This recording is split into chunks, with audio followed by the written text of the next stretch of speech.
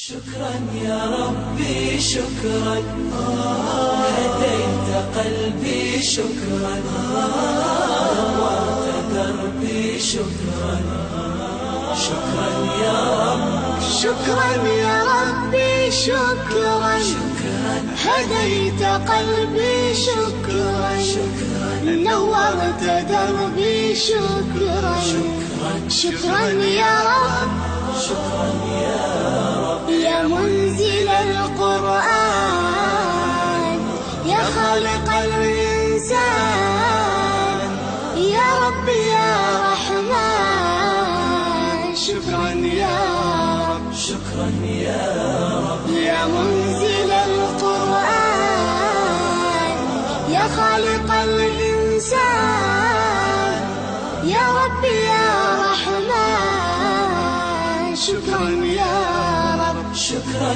يا ربي شكرا هديت قلبي شكرا نورت دربي شكرا شكرا يا رب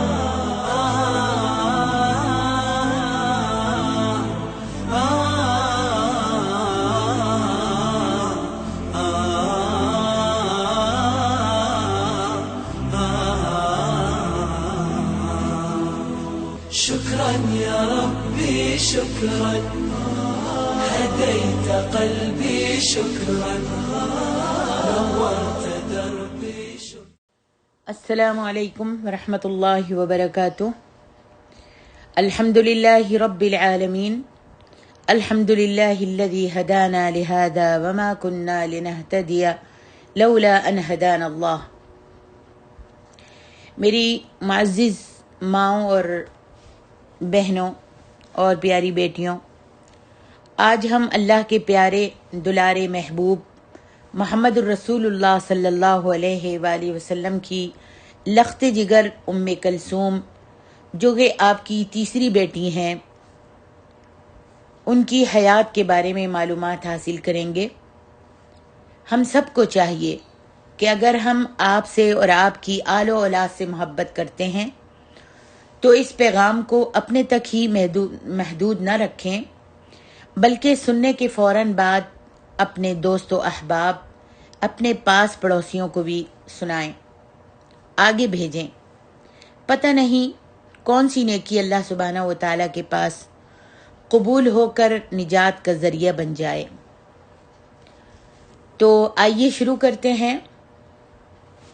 یہ ہیں ام کلثوم، جو مکہ میں بعثت سے پہلے پیدا ہوئیں اور اپنی والدہ حضرت خدیجہ رضی اللہ عنہا کے ساتھ انہوں نے اسلام قبول کیا.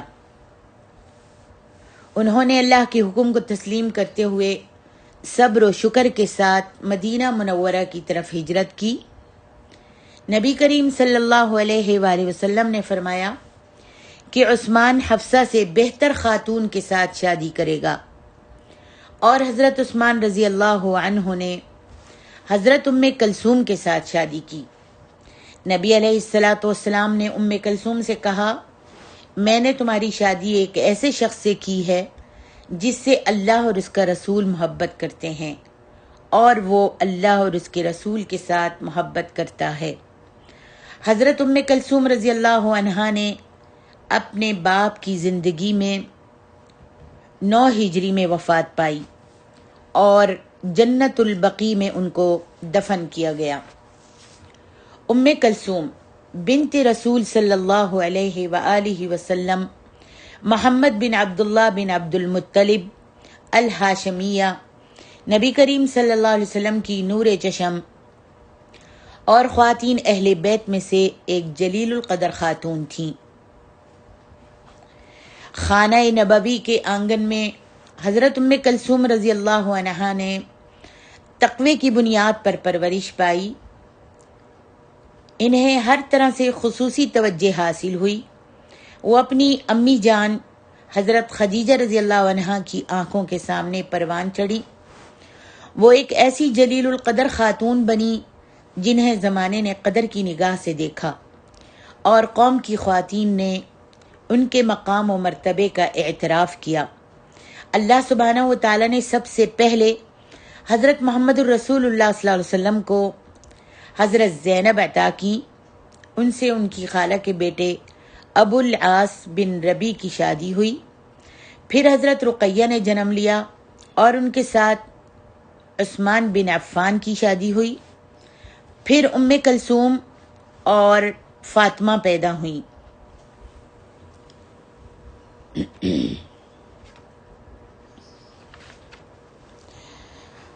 جب نبی علیہ الصلاۃ والسلام کو اللہ تعالیٰ نے اسلام کی دعوت دینے کا حکم دیا تو میرے اور آپ کے پیارے نبی اسلام کی دعوت دینے میں مصروف ہو گئے۔ جس نے دعوت کو قبول کرنا تھا اس نے قبول کر لیا۔ آپ اور آپ کے ساتھی دار ارقم میں داخل ہو گئے، وہاں نمازیں پڑھنے لگے اور دینی مسائل سیکھنے لگے۔ پھر اللہ سبحانہ و تعالیٰ نے اپنے نبی حضرت محمد الرسول اللہ صلی اللہ علیہ وسلم کی طرف وحی کی کہ اب دعوت کا کام علی الاعلان کیجیے اور مشرکین کی پرواہ مت کیجیے، اللہ تعالیٰ آپ کا حامی و ناصر ہوگا۔ ایک مجلس میں قریبی رشتہ دار اکٹھے ہوئے۔ نبی علیہ الصلاۃ والسلام نے اپنے رشتہ داروں کو اسلام قبول کرنے کی دعوت دی، لیکن ان رشتہ داروں میں سے کسی نے بھی اس دعوت کو قبول نہیں کیا۔ اور پھر چند دنوں کے بعد نبی علیہ الصلاۃ والسلام کوہ صفا پر اپنی قوم کو اللہ کے راستے کی طرف بلانے کے لیے، خبر دینے کے لیے کھڑے ہوئے، دعوت دینے کے لیے کھڑے ہوئے اور لوگوں کو لا الہ الا اللہ کی گواہی دینے کی تلقین کی۔ تو رشتہ داروں میں سے آپ کا چچا ابو لہب غصے سے کھڑا ہوا اور اس نے کہا تبا لک یا محمد، آج کے دن تیری تباہی اور بربادی ہو، تو تباہ اور برباد ہو جائے۔ یہ کہا اور وہاں سے ہاتھ جھاڑتا ہوا وہ اپنے گھر واپس چلا گیا اور گھر جا کر اپنی بیوی ام جمیل سے وہ سب کچھ بیان کرنے لگا جو اس نے نبی علیہ الصلاۃ والسلام سے سنا تھا۔ یہ باتیں سن کر اس کے پیٹ میں کینے کی آگ بھڑک اٹھی اور دونوں میاں بیوی یہ باتیں سن کر بغض کی اور کینے کی اور حسد کی آگ میں جلنے لگے۔ اور اس نے ابو لہب نے تہیہ کر لیا کہ جو بھی میرے بس میں ہوگا اس کو ملیا میٹ کرنے کے لیے کروں گا۔ دونوں میاں بیوی نے نبی علیہ الصلاۃ والسلام اور اہل ایمان کے خلاف تدبیریں کرنی شروع کر دیں، لیکن اللہ سبحانہ و تعالیٰ نے اپنے رسول مقبول صلی اللہ علیہ وآلہ وسلم پر یہ وحی نازل فرمائی، سورۃ اللہب نازل فرمائی۔ اعوذ باللہ من الشیطان الرجیم، بسم اللہ الرحمن الرحیم، تبت یدا ابی لہب وتب ما اغنى عنه ماله وما كسب سيصلى نارا ذات لهب وامرأته حمالة الحطب في جيدها حبل من مسد۔ ٹوٹ گئے دونوں ہاتھ ابو لہب کے اور وہ خود بھی تباہ اور برباد ہو گیا اور اس کو اس کے مال نے کوئی بھی فائدہ نہیں دیا۔ جو اس نے کمایا تھا اس کے مال نے اس کو کوئی بھی فائدہ نہیں دیا۔ ان قریب وہ داخل ہوگا بھڑکتی ہوئی، شعلے مارتی ہوئی آگ میں، اور اس کی بیوی جو لگائی بجھائی کرنے والی تھی اس کی گردن میں منج کی رسی ہوگی، بٹی ہوئی رسی ہوگی۔ یہ صورت مکہ معظمہ میں مشہور ہو گئی اور اسے ابو لہب کے سامنے بھی پیش کیا گیا۔ اس نے اور اس کی بیوی ام جمیل نے مان لیا کہ ان دونوں کے بارے میں دردناک، ہولناک اور سخت ترین عذاب کا حکم نازل ہوا ہے۔ یہ سن کر دونوں کے غیظ و غضب، بغض، کینہ اور حماقت میں اور زیادہ اضافہ ہو گیا۔ ان دونوں نے نبی علیہ الصلاۃ والسلام سے انتقام لینے کا ارادہ کیا اور دونوں نے اپنے بیٹوں عتبہ اور عتیبہ کو حکم دیا کہ نبی علیہ الصلاۃ والسلام کی بیٹیوں کو طلاق دے دیں۔ ابو لہب کے دو بیٹوں عتبہ اور عتیبہ سے نبی علیہ الصلاۃ والسلام کی دو بیٹیوں کی شادی ہو گئی تھی۔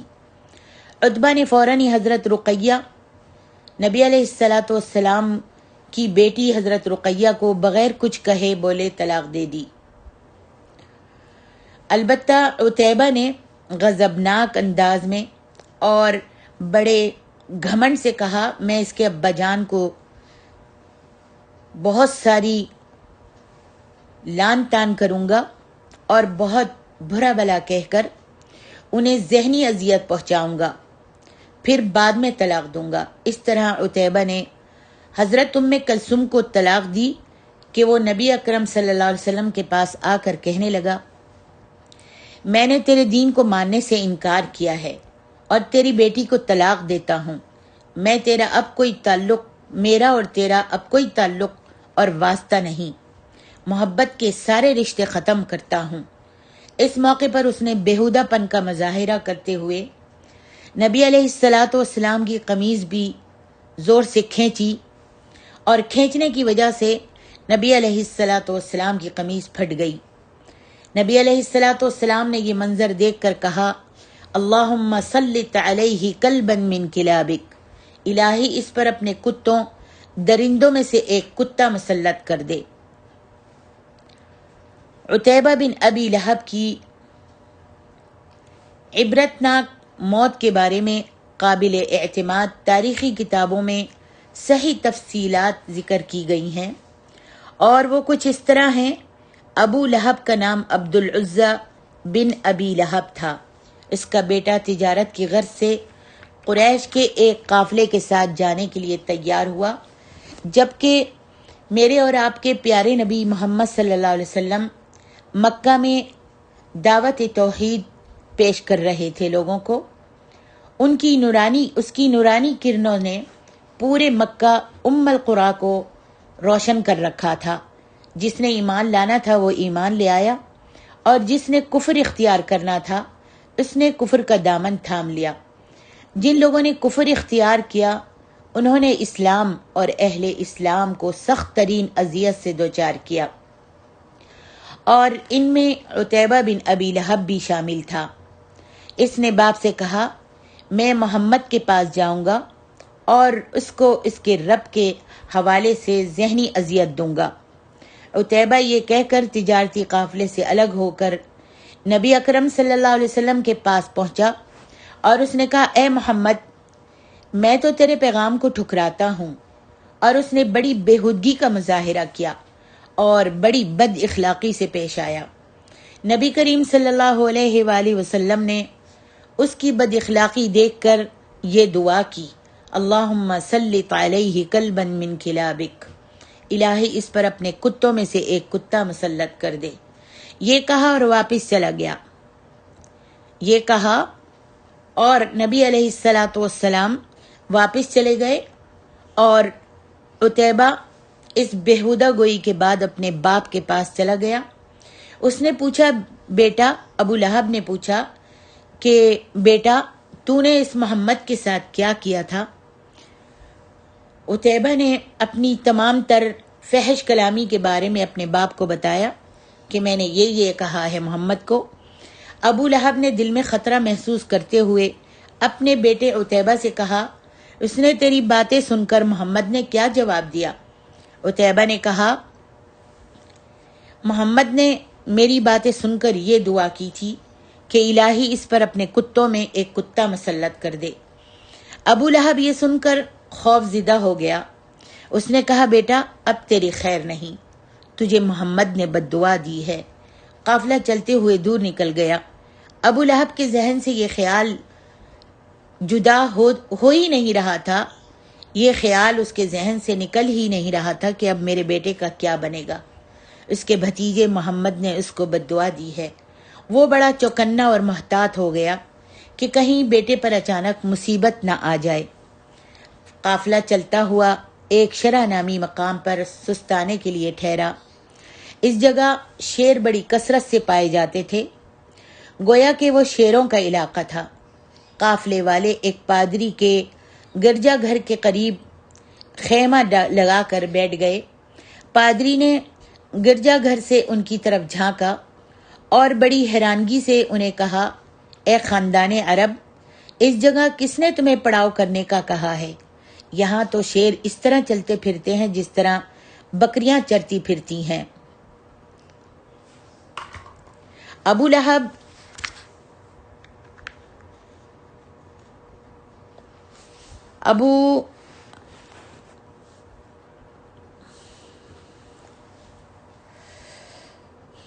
ابو لہب نے قافلے میں شامل افراد سے کہا، تم جانتے ہو کہ میں بوڑھا ہو چکا ہوں، میرا تم پر حق ہے؟ انہوں نے کہا، آپ نے سچ فرمایا، ہم آپ کی کیا خدمت کر سکتے ہیں؟ ہم آپ کی کیا خدمت کر سکتے ہیں؟ اس نے کہا، یہ جو میرا بھتیجا ہے اس نے میرے بیٹے کو بددعا دی ہے اور مجھے بڑا خطرہ ہے کہ کہیں اسے ناقابل تلافی نقصان نہ پہنچ جائے۔ تم سب اپنا سامان اس گرجے میں ایک جگہ رکھو اور اس سامان کے اوپر بستر بچھاؤ تاکہ میرا بیٹا اس بستر پر اور تم اس سامان کے ارد گرد اپنے بستر لگا لو۔ چنانچہ سب نے ایسا ہی کیا۔ رات نے اپنے پردے دراز کر دیے، قوم عتیبہ کے ارد گرد سو گئی اور عتیبہ اوپر سامان کے اوپر سو گیا۔ ابو لہب بھی باقی لوگوں کے ساتھ نیچے سویا ہوا تھا۔ عتیبہ کا خیال تھا کہ میں ہر طرح سے محفوظ ہوں، مجھے اب کوئی بھی نقصان نہیں پہنچا سکے گا۔ رات کا جب سناٹا چھا گیا تو شیر آ گیا۔ اس نے سوئے ہوئے لوگوں کو ایک ایک کر کے سونگنا شروع کیا۔ آخر اس نے محسوس کیا کہ جو مجھے چاہیے وہ ان میں کوئی نہیں۔ ایک ایک کو سونگنا شروع کیا اور شیر نے محسوس کیا کہ جو مجھ کو چاہیے، جس کو میں چیرنے پھاڑنے کے لیے آیا ہوں، وہ ان میں موجود نہیں۔ پھر اس نے چھلانگ لگائی اور سامان کے اوپر چڑھ گیا۔ وہاں سامان کے اوپر عتیبہ سویا ہوا تھا۔ شیر نے اس کو ضرب لگائی اور زوردار انداز سے اپنا پنجہ اس پر دے مارا۔ شیر کے حملہ کرنے کے وقت عتیبہ نے ایک دل دوست چیخ ماری، زور سے چیخ ماری، جس سے سب کی آنکھیں کھل گئیں۔ وہ خوفناک منظر دیکھ کر کپ کپانے لگے۔ زیادہ لوگوں کی حرکت دیکھ کر شیر نے خطرہ محسوس کیا اور وہاں سے بھاگ گیا۔ قافلے میں شامل افراد عتیبہ کے ارد گرد جمع ہو گئے۔ وہ لمبے لمبے سانس لے رہا تھا۔ اس نے ساتھیوں کو دیکھ کر چیختے ہوئے کہا، ہائے میری امی، میں تباہ ہو گیا، محمد کی بددعا مجھ کو لگ گئی، حالانکہ وہ مکے میں ہے اور میں شام میں ہوں۔ ابو لہب کے چہرے پر بھی غم کی پرچھائیاں چھا گئی تھیں۔ جب اس کی روح نکل گئی اور وہ مر گیا تو ابو لہب نے پریشان ہو کر کہا، مجھے تو پہلے ہی اس خطرے کا احساس تھا کہ یہ محمد کی بددعا کی لپیٹ میں آ جائے گا۔ یہاں یہ بتانا بھی مناسب معلوم ہوتا ہے کہ عتبہ بن ابی لہب نے اسلام قبول کر لیا تھا اور اس کے ساتھ اس کا بھائی معتب بھی مسلمان ہو گیا تھا۔ بعض شعراء نے اپنے اشعار میں عتبہ اور معتب کے اسلام قبول کرنے کا ذکر کیا ہے۔ کرہت عتیبۃ اذا اجرما واحببت عتبۃ اذا سلما کذا معتب مسلم فاحترز وخف ان تسب فتى مسلما۔ میں نے عتبہ کو ناپسند کیا، جرم کا ارتکاب کیا اور عتبہ سے پیار، جبکہ اس نے اسلام قبول کیا۔ اسی معتب مسلمان سے میں نے پیار کیا۔ تو بھی احتیاط کر اور کسی مسلمان نوجوان کو گالی دینے سے ڈر۔ دونوں بہنیں رقیہ اور ام کلثوم طلاق کے بعد خانہ نبوی کی طرف واپس آ گئیں۔ حضرت رقیہ رضی اللہ عنہا نے حضرت عثمان بن عفان کے ساتھ شادی کر لی۔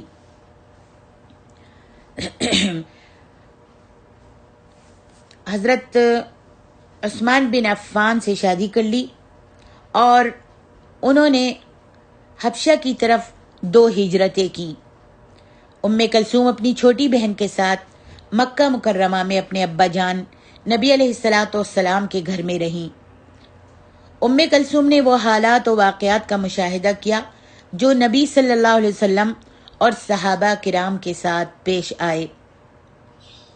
دن، مہینے اور سال گزرتے گئے۔ قریش کی اہل ایمان کے خلاف دشمنی بڑھتی چلی گئی۔ باوجود یہ کہ حضرت عمر بن خطاب اور قریش کے بہت سے بہادر نوجوان اسلام قبول کر چکے تھے، لیکن قریش اپنی سرکشی سے باز نہ آئے۔ بالآخر مشرکین مکہ نے بنو ہاشم کے ساتھ باہمی مشورے کے بعد بائیکاٹ کا فیصلہ کیا اور اس ظالم فیصلے کی ایک کاپی کعبے کے اندر لٹکا دی۔ خانہ نبوی کی خواتین شعب ابی طالب میں داخل ہو گئیں تاکہ ان کے ارد گرد باڑ بنا دی جائے۔ حضرت ام کلثوم، حضرت فاطمہ الزہرا اور ان کی والدہ حضرت خدیجہ دیگر ان لوگوں کے ساتھ تھیں جو اس محاصرے میں موجود تھے، اور حضرت خدیجہ کی بیٹی زینب ابو العاص بن ربی کے گھر میں تھیں، اور حضرت رقیہ اپنے خاوند عثمان بن عفان کے ساتھ حبشہ کی ہجرت کر کے چلی گئی تھیں۔ حضرت ام کلثوم نے محاصرے کے دن بڑی تنگی اور مشکل کے دن گزارے۔ اپنے ابا جان اور امی جان کے ساتھ محاصرے کی تنگی میں حصہ لیا۔ بھوک نے ان کا برا حال کر دیا تھا۔ بعض اوقات درختوں کے پتے کھا کر بھوک کی آگ کو بجھایا جاتا تھا۔ نبی علیہ الصلوۃ والسلام کی بیٹی ام کلثوم نے یہ وقت نہایت عمدہ انداز میں صبر و تحمل کے ساتھ بسر کیا۔ ان کے اندر ہر قسم کی مشقت اور سختی کو برداشت کرنے کی طاقت اللہ نے دی ہوئی تھی، اور یہ خواتین اہل بیت کا دستور تھا، فصبر جمیل واللہ المستعان علی ما تصفون، واللہ المستعان علی ما تصفون، پس صبر ہی بہتر ہے اور اللہ ہی مددگار ہے۔ حالات و واقعات سے ظاہر ہوتا ہے کہ ان 3 سال پر محیط دردناک محاصرے نے بعض لوگوں کو نڈھال کر دیا تھا۔ اس محاصرے کا سب سے زیادہ منفی اثر جو پڑا تھا وہ حضرت خدیجہ پر پڑا تھا، کیونکہ وہ بہت بڑی عمر کی تھیں اور انہوں نے ناز و نعم میں اپنی زندگی بسر کی تھی۔ اس قابل مذمت محاصرے نے انہیں بہت کمزور کر دیا تھا۔ وہ بیماری سے بستر پر لگ گئی تھیں اور ام کلثوم ان کی خدمت میں مصروف تھیں، یہاں تک کہ اللہ تعالیٰ نے کشادگی کا حکم نازل کر دیا۔ محاصرے کی وہ ظالم دستاویز جو قریش نے لکھ کر کعبے میں لٹکائی تھیں وہ پرزہ ہو گئیں۔ اہل توحید شعب ابی طالب سے باہر آ گئے۔ ام کلثوم اور ان کی والدہ اور ان کی بہن فاطمہ الزہرا بھی تھیں۔ البتہ بیماری نے حضرت خدیجہ کو صاحب فراش کر دیا تھا۔ بستر پر آپ لیٹ گئی تھیں اور اٹھنے کے قابل نہیں رہی تھیں۔ تھوڑے ہی عرصے کے بعد آپ کا انتقال ہو گیا اور آپ کو جنت الفردوس میں اللہ تعالیٰ نے مقام عطا فرمایا۔ دن گزرتے گئے، مسلمان قریش کی جانب سے تکالیف جھیلتے رہے، یہاں تک کہ اللہ سبحانہ و تعالیٰ نے مدینہ منورہ کی طرف ہجرت کرنے کی اجازت دے دی۔ نبی علیہ الصلوۃ والسلام ام کلثوم اور حضرت فاطمہ الزہرا کو مکہ میں چھوڑ کر مدینہ منورہ سفر ہجرت پر روانہ ہو گئے، اور نبی علیہ الصلوۃ والسلام کی بیٹیوں کو اللہ تعالیٰ کی رحمت اور فضل و کرم کے حوالے کر دیا۔ جب مدینہ منورہ کی طرف ہجرت مکمل ہو گئی تو نبی علیہ الصلوۃ والسلام نے حضرت زید بن حارثہ اور ابو رافع کو اپنے اہل خانہ کو مکہ سے لانے کے لیے بھیجا۔ وہ دونوں گئے اور نبی علیہ الصلوۃ والسلام کی دونوں بیٹیوں ام کلثوم اور فاطمہ اور آپ کی بیوی محترمہ ام المومنین سودا بنت زمعہ، زید بن حارث کی بیوی ام ایمن اور ان کے بیٹے اسامہ بن زید کو اپنے ساتھ لے آئے۔ اس طرح ام کلثوم بنت رسول اللہ صلی اللہ علیہ وسلم کو ہجرت کرنے والی خواتین کی فہرست میں شامل ہونے کی سعادت میسر آئی۔ اس طرح ان پر اللہ تعالیٰ کا کرم ہوا۔ اللہ تعالیٰ ان مہاجرین کے لیے جو اجر و ثواب لکھا گیا تھا اس کو حاصل کرنے کا شرف ان کو بھی حاصل ہوا۔ مدینہ منورہ میں انصار کی خواتین نے حضرت ام کلثوم نبی علیہ الصلوۃ والسلام کی بڑی گرمجوشی سے نبی علیہ الصلوۃ والسلام کی بیٹی ام کلثوم کا بڑی گرمجوشی سے استقبال کیا اور پھر مدینہ میں صبر و جہاد کی زندگی بسر کرنا شروع کر دی۔ 2 ہجری میں رمضان کا مہینہ آ گیا تو ان کی بہن جو تھیں حضرت رقیہ، جن کی شادی حضرت عثمان سے ہوئی تھی، ان کو بیماری نے آ لیا اور ان کو خسرہ کی بیماری ہو گئی اور وہ چارپائی پر منجی پر لیٹ گئیں۔ ادھر جنگ بدر کا اعلان کر دیا گیا۔ مجاہدین جنگ بدر کے لیے روانہ ہونے لگے۔ نبی علیہ الصلاۃ والسلام نے حضرت عثمان کو حضرت رقیہ کی تیمارداری کے لیے مدینہ میں ہی رہنے کا حکم دیا۔ جب نبی علیہ الصلاۃ والسلام اور دیگر اہل ایمان جنگ بدر کی طرف روانہ ہوئے تو اللہ سبحانہ و تعالیٰ نے مسلمانوں کے لیے فتح و نصرت کا پیغام نازل کر دیا اور ان کی ایسے لشکروں سے مدد کی جو لوگوں کو دکھائی نہیں دیتے تھے۔ کافروں کی باتوں کو ہیج کر دیا اور اللہ کی بات بلند ہو کر رہی۔ نبی علیہ الصلاۃ والسلام بدر سے واپس آئے۔ وہ اللہ سبحانہ و تعالیٰ کی حمد و ثنا میں رطب اللسان تھے جس نے ان کی مدد کی۔ پہلے مدینہ منورہ میں فتح و نصرت کی بشارت دینے کے لیے ایک پیغام داں کو بھیجا گیا اور اس نے آ کر بتایا کہ اللہ نے اپنے رسول کو کامیاب کر دیا ہے۔ لیکن انہی لمحات میں نبی علیہ الصلاۃ والسلام کی بیٹی حضرت رقیہ وفات پا گئیں۔ لوگ جنازے سے واپس آ رہے تھے اور سبھی ان کی وفات سے غمگین تھے، اور سب سے زیادہ غمگین ان کی بہن ام کلثوم تھیں جنہوں نے ان کی وفات اور بیماری جو ہے اپنی آنکھوں سے ملاحظہ فرمائی تھی۔ نبی علیہ الصلاۃ والسلام نے اپنی بیٹی ام کلثوم کا مقام و مرتبہ پہچان لیا تھا اور انہیں بہترین خاتون قرار دیا۔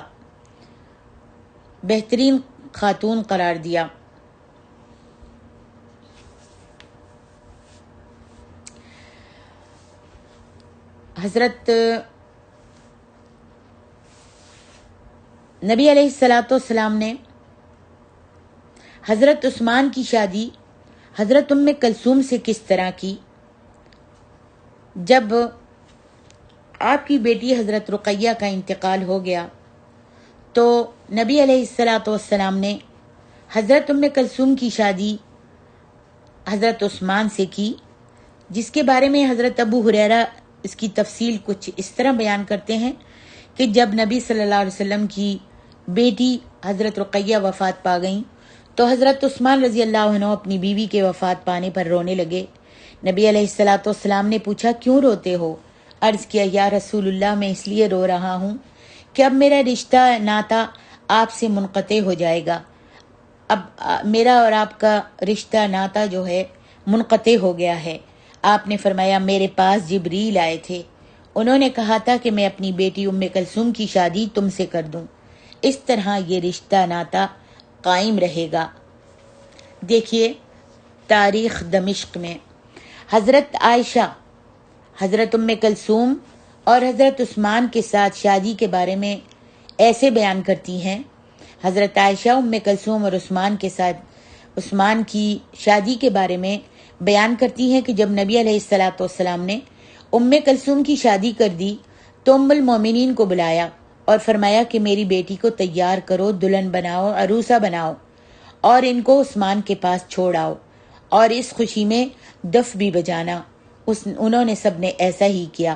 نبی اکرم صلی اللہ علیہ وسلم شادی سے 3 دن بعد بیٹی کے گھر گئے، حال چال پوچھا اور ساتھ ہی یہ بھی دریافت کیا، اپنے میاں کو تم نے کیسا پایا؟ انہوں نے بتایا، بہت اچھے ہیں۔ نبی علیہ الصلاۃ والسلام نے فرمایا، یہ تمہارے دادا ابراہیم اور تمہارے باپ کے ہم شکل ہیں۔ حضرت رقیہ رضی اللہ عنہا کی کنیز ام عباس بیان کرتی ہیں کہ میں نے نبی کریم صلی اللہ علیہ وآلہ وسلم کو یہ فرماتے ہوئے سنا ہے، ما زوجت عثمان ام کلثوم الا بوحی من السماء، میں نے ام کلثوم کی عثمان بن عفان کے ساتھ شادی آسمانی وحی کے مطابق کی ہے۔ اس سے پتہ چلتا ہے کہ عہد نبوی میں حضرت عثمان کا کتنا بلند مقام و مرتبہ تھا۔ حضرت عثمان کے دل میں نبی علیہ الصلاۃ والسلام کا بہت ہی کامل درجہ احترام پایا جاتا تھا، آپ کے ساتھ بے پناہ محبت تھی۔ حضرت ام کلثوم بھی دیکھ رہی تھی کہ نبی علیہ الصلاۃ والسلام عثمان کا بہت خیال رکھتے تھے۔ یہ دیکھ کر ام کلثوم کا دل بھی بہت خوش ہوتا۔ بیان کیا جاتا ہے کہ ایک مرتبہ حضرت ام کلثوم نبی علیہ الصلاۃ والسلام کی خدمت میں حاضر ہوئیں اور یہ عرض کی کہ ابا جان، میری بہن فاطمہ کی شادی ایسے شخص سے کیجیے گا جو میرے خاوند سے بہتر ہو۔ آپ ان کی یہ بات سن کر تھوڑی دیر خاموش رہے۔ پھر آپ نے فرمایا میں نے تمہاری شادی ایک ایسے شخص سے کی ہے جن کے ساتھ اللہ اور اس کا رسول محبت کرتے ہیں۔ وہ یہ بات سن کر جب پیچھے مڑی تو آپ نے فرمایا کہ میں نے تم کو کیا کہا تھا؟ انہوں نے کہا کہ آپ نے یہ ارشاد فرمایا تھا کہ میں نے تمہاری شادی ایسے شخص کے ساتھ کی ہے جن سے اللہ اور اس کے رسول محبت کرتے ہیں۔ آپ نے فرمایا ہاں مزید سنو، جب آپ جنت میں داخل ہوں گی اور ان کا مقام و مرتبہ دیکھیں گی تو ان سے بلند مرتبہ میرے کسی صحابی کا نہیں ہوگا، میرے کسی صحابی کا مقام حضرت عثمان سے زیادہ نہیں ہوگا۔ دیکھیے تاریخ دمشق میں واقعی حضرت عثمان کا مقام و مرتبہ بڑا بلند تھا، اسی لیے تو انہیں ذو النورین کا نام دیا گیا۔ حضرت حسین رضی اللہ عنہ فرماتے ہیں کہ انہیں ذو النورین کا نام دیا گیا۔ ہمارے علم میں نہیں کہ ان کے علاوہ کسی کو یہ اعزاز حاصل ہوا ہو کہ کسی نبی کی 2 بیٹیوں کے ساتھ کسی کی شادی ہوئی ہو۔ اس مقام میں حضرت عثمان منفرد نظر آتے ہیں۔ حضرت عثمان کو قریش میں بڑی محبت اور قدر کی نگاہ سے دیکھے جاتے تھے۔ اسی کیفیت کو اجاگر کرتے ہوئے کسی نے کہا احبک والرحمن حب قریش عثمانا، میں تجھ سے اور رحمان سے اس طرح محبت کرتا ہوں جس طرح قریش عثمان سے محبت کرتے ہیں۔ حضرت عثمان اللہ اور اس کے رسول کے فرمانبردار تھے، ذو النورین تھے، دونوں ہجرتوں کا انہیں اعزاز حاصل تھا، 2 قبلوں کی انہیں نماز پڑھنے کی سعادت حاصل ہوئی۔ حضرت ام کلثوم رضی اللہ عنہا حضرت عثمان کے گھر 6 سال زندہ رہیں۔ اس دوران انہوں نے دیکھا کہ نبی علیہ السلام کے دور میں پورے جزیرہ عرب پر اسلام غالب آ گیا، اسلامی حکومت قائم ہو گئی۔ حضرت عثمان رضی اللہ عنہ بہت اچھے شہ سوار کی حیثیت حاصل کر چکے تھے۔ صلح حدیبیہ کے موقع پر نبی علیہ السلام نے انہیں اپنا سفیر بنا کر بھیجا۔ انہوں نے فتح مکہ میں اس حصہ لیا۔ غزوہ تبوک کے موقع پر تو ان کے خاوند حضرت عثمان نے تنگ دست لشکر کی تیاری میں بھرپور حصہ لیا۔ اس کے بعد حضرت ام کلثوم کا آخری وقت آ گیا اور وہ اپنی والدہ کے ساتھ جا ملی۔ اپنی والدہ کے ساتھ انہوں نے جنت میں ملاقات کی۔ ماہ شعبان 9 ہجری میں حضرت ام کلثوم نے اللہ تعالیٰ سے ملاقات کو محسوس کر لیا۔ انہیں بیماری لاحق ہو گئی جس نے ان کو بستر پر لٹا دیا۔ ایک دن صبح کے وقت حضرت بلال کی اذان کی آواز گونجتی ہے۔ حضرت عثمان رضی اللہ عنہ مسجد نبوی میں جانے کے لیے تیار ہوتے ہیں۔ پہلے اپنی پاکیزہ اور صابرہ بیوی حضرت ام کلثوم کو دیکھتے ہیں، پھر نبی علیہ السلام کے پیچھے نماز پڑھنے کے لیے مسجد روانہ ہو جاتے ہیں۔ حضرت ام کلثوم رضی اللہ عنہا کا جسم بیماری کی وجہ سے بہت لاغر اور کمزور ہو چکا تھا۔ بیماری کے غلبے کی وجہ سے وہ بستر پر چمٹ کر رہ گئی تھیں، لیکن ان کی زبان ذکر الہی سے حرکت کر رہی تھی۔ ان کے پاس ام عباس رضی اللہ عنہا آئیں۔ ام عباس رضی اللہ عنہا آئیں تو وہ نزع کی حالت میں تھیں، ان پر سکرات لگی ہوئی تھی۔ انہوں نے مسجد میں پیغام بھیجا، ان کی کنیزہ نے مسجد میں پیغام بھیجا۔ حضرت عثمان رضی اللہ عنہ جلدی سے اپنے گھر تشریف لائے۔ ام کلثوم پر موت کی مدہوشیاں طاری تھیں۔ حضرت عثمان ذو النورین غم میں مبتلا ان کو محبت برے انداز میں آوازیں دینے لگے۔ انہیں یہ بھی غم لاحق تھا کہ ان کے فوت ہو جانے کے بعد پھر نبی علیہ السلام سے رشتے کا تعلق ختم ہو جائے گا۔ اسی دوران حبیب کبریا محمد مصطفیٰ صلی اللہ علیہ وآلہ وسلم حضرت ابوبکر صدیق رضی اللہ عنہ اور حضرت علی بن ابی طالب رضی اللہ عنہ کے ساتھ تشریف لائے۔ نبی علیہ السلام اپنی بیٹی کے پاس گئے تو وہ اپنی زندگی کی آخری سانسیں لے رہی تھیں۔ آپ کی آنکھوں سے آنسو جاری ہو گئے، دل غمگین ہو گیا، لیکن زبان وہی کلمات ادا کر رہے تھے جو رب تعالی کی رضا کے مطابق ہوں۔ حضرت ام کلثوم رضی اللہ عنہا کی روح جو تھی قفص انصری سے پرواز کر گئی، آپ کی روح نکل گئی۔ اس حالت میں کہ وہ اپنے رب پر بہت ہی زیادہ خوش تھیں۔